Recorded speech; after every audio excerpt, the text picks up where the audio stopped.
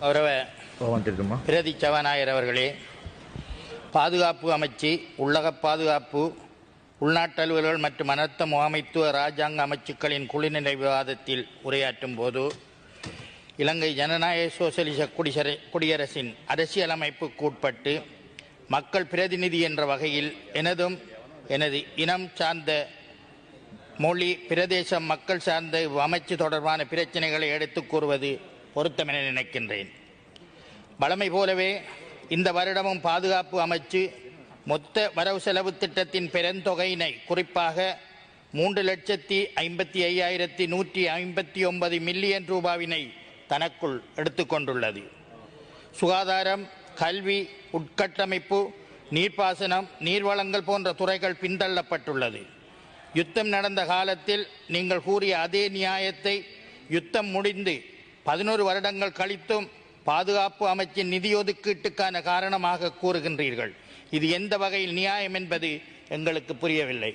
கௌரவ பிரதி சபாநாயகர் அவர்களே, குற்றம் சாட்டப்பட்ட ஒரு கைதிக்கு தண்டனை வழங்கும் போது குற்றம் சாட்டும் தரப்பின் நியாயம் மாத்திரம் கேட்கப்பட்டு நீதி வழங்கப்படுவதில்லை.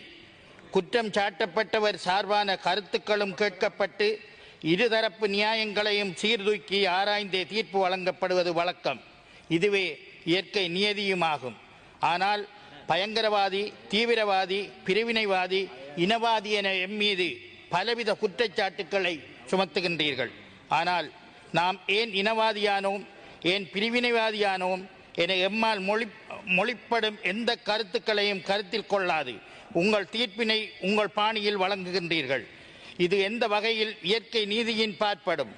இது உங்களது எந்த தண்டனை சட்டக்கோவையின் பாற்படும்? இது எதுவும் எமக்கு புரியவில்லை.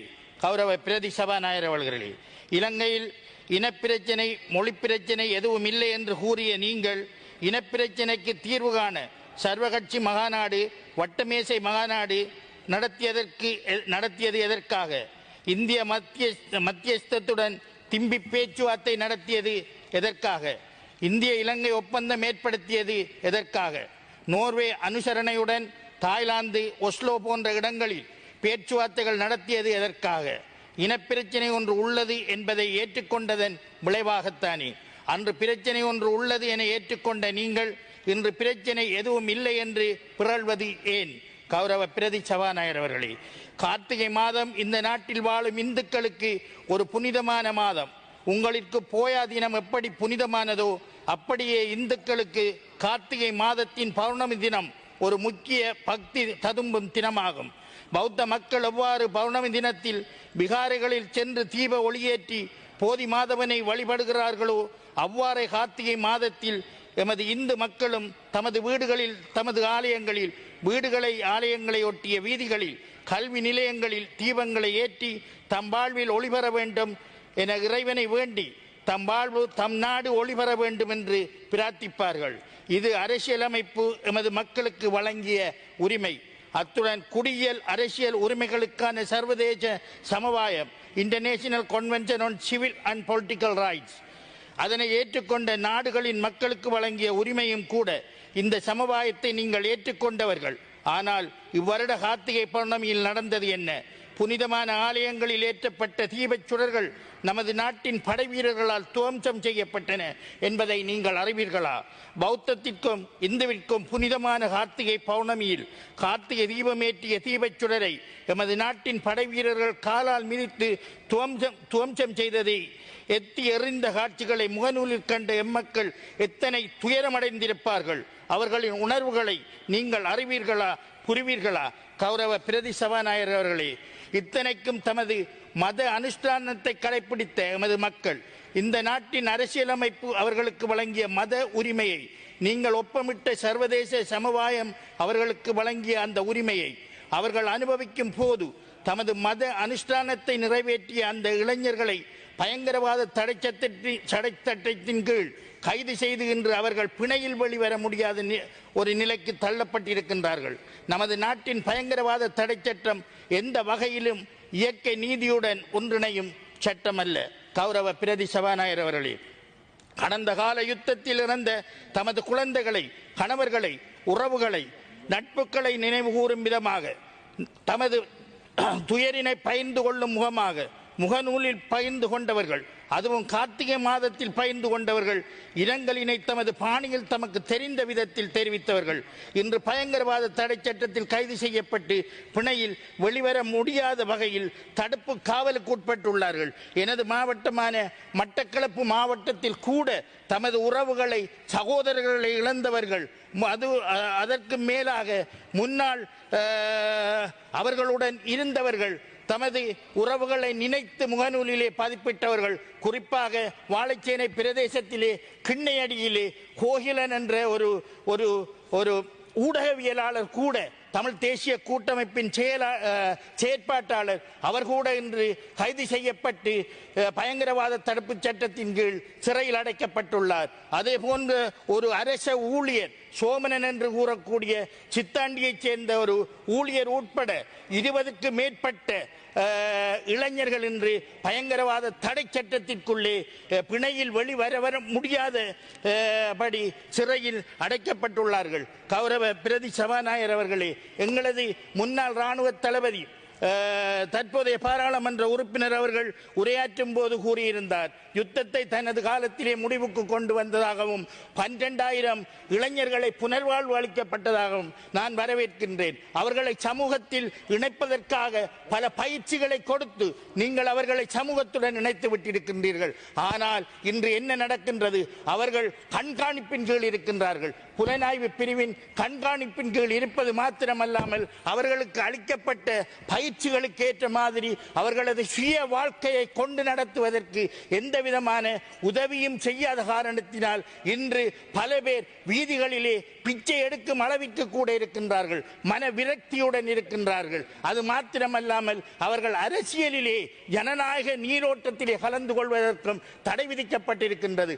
உதாரணமாக கடந்த பாராளுமன்ற தேர்தலிலே என்னுடன் வந்தவர்களை கூட என்னிடம் புலனாய்வு பிரிவினர் கேட்டார்கள், இந்த குறிப்பிட்ட நபர் உங்களுடன் இந்த பிரதேசத்திற்கு வந்த அன்று நான் திருப்பி கேட்டேன் அந்த புலனாய்வு பிரிவினோடு, அவர்களை நிம்மதியாக வாழ விடுங்கள், அவர்கள் சந்தோஷமாக இருப்பார்கள், அவர்களை மக்களுடன் இணைத்த நீங்கள் நிம்மதியாக இருக்க விடுங்கள் என்று. மன்னித்துக் கொள்ளுங்கள் ஐயா, எங்களது பிரதேசத்திற்கு பிரிகேடியர் அவர்கள் வந்திருந்தார், அவர் என்னிடம் வினவினார் என்று கேட்டார். இப்படியான செயல்களை நிறுத்தி அவர்களை சந்தோஷமாக வாழ வைப்பதன் மூலம் அவர்களை சமூகத்தில் நீங்கள் இணைத்துக் கொண்டதற்கான பலனை அனுபவிப்பீர்கள் என்று கூறுகின்றேன். கௌரவ பிரதி சபாநாயகர் அவர்களே, நான் எனது பாராளுமன்ற உரைகளிலே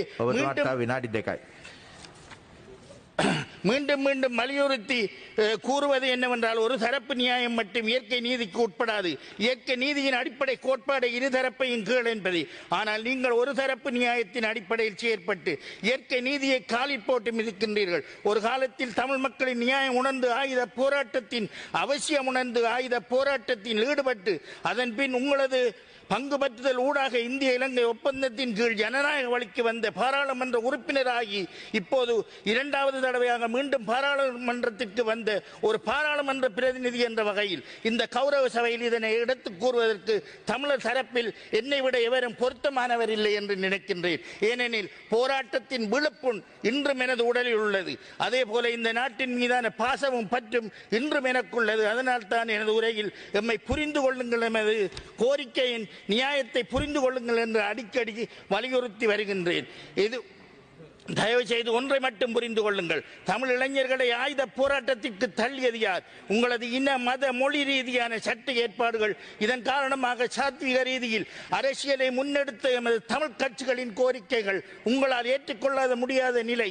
அவர்கள் உங்களுடன் மேற்கொண்ட பண்டா செல்வா ஒப்பந்தம், டட்லி செல்வா ஒப்பந்தம் போன்ற ஒப்பந்தங்களில் உங்களது வஞ்சகத்தன்மை இவை காரணமாக ஏற்பட்ட விரக்தி நிலை. இதனை எடுத்துரைத்த இளைஞர்களது கருத்துக்களை கவனித்துக் கொள்ளாத உங்களது நிலை, இதுவே இளைஞர்களை பிரிவினைவாதிகளை ஆக்கியது. உங்களது பயங்கரவாத தடை சட்டம் இதனை மேலும் மோசமாக்கியது. அப்பாவி இளைஞர்களின் கைதுகளும் சிறை வாழ்வும் வெளியில் இருந்த இளைஞர்களின் சிந்தனையை இவர்களின் பால் ஈர்த்தது.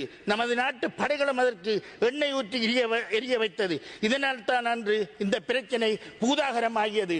எனது இயக்கமான தமிழீழ விடுதலை இயக்கத்தின் தலைவர் தளபதி உட்பட பல பேர் வெளிக்கடை சிறையிலே 82களிலே 1 minute sir. இருந்தபோது அவர்களுக்கு தூக்கு தண்டனை விதிக்கப்பட்டது. தூக்கு மேடையிலே அவர்கள் இருவரும் 2 உரைகளை ஆற்றியிருந்தார்கள். தலைவர் தங்கத்துரை அவர்கள் டெலோவின் தலைவர் உரையாற்றும் போது, நாங்கள் வன்முறை மீது காதல் கொண்ட மனநோயாளிகள் அல்ல, மாறாக எங்கெங்கு மக்கள் ஒடுக்கப்படுகின்றார்களோ அடக்கப்படுகின்றார்களோ அவர்களுக்காக குரல் கொடுப்போம், கரம் கொடுப்போம் என்று கூறினார். எமது கட்சியின் இயக்கத்தின் டெலோவின் தளபதி குட்டிமணி அவர்கள் கூறினார், நாங்கள் சிங்களவர்களின் உரிமைகளை பறிக்க வந்தவர்கள் அல்ல, எமது போராட்டத்திற்கு உங்களது ஆதரவை தாருங்கள் என கேட்டார். இன்று எனக்கு நடப்பது நாளை உங்களுக்கும் நடக்கும் என கூறினார். எனது கண்களை ஒரு ஏழை தமிழனுக்கு கொடுங்கள், அதன் மூலம் நான் சுதந்திரமான தமிழீழத்தை பார்ப்பேன் என்று கூறினார். அதற்காக அவரது கண்கள் தோண்டப்பட்டு காலில் போட்டு மிதிக்கப்பட்டது மாத்திரமல்லாமல் அன்று அவர் தீர்க்க தரிசனமான ஆற்றிய உரை இன்று இந்த நாட்டிலே நடைபெற்றுக் கொண்டிருக்கிறது. குடிநீர் கேட்டவர்கள் சுட்டுக் கொல்லப்படுகின்றார்கள். 2012ஆம் ஆண்டு வெளிக்கடையிலே சூடு நடக்கின்றது, இன்று மகர சிறைச்சாலையிலே நடக்கின்றது. எனவே நீங்கள் உணர்ந்து கொள்ளுங்கள், நாங்கள் ஏன் விடுதலைக்காக போராடினோம் என்பதை. அது உங்கள் கையில், இந்த நாடு சுபிட்சமடைய வேண்டுமானால் அது உங்கள் கையிலே இருக்கின்றது. இந்த இனப்பிரச்சனைக்கு ஒரு நிரந்தரமான அரசியல் தீர்வை பெற்றுக் கொடுங்கள் என்று கேட்டு விடைபெறுகின்றேன். நன்றி.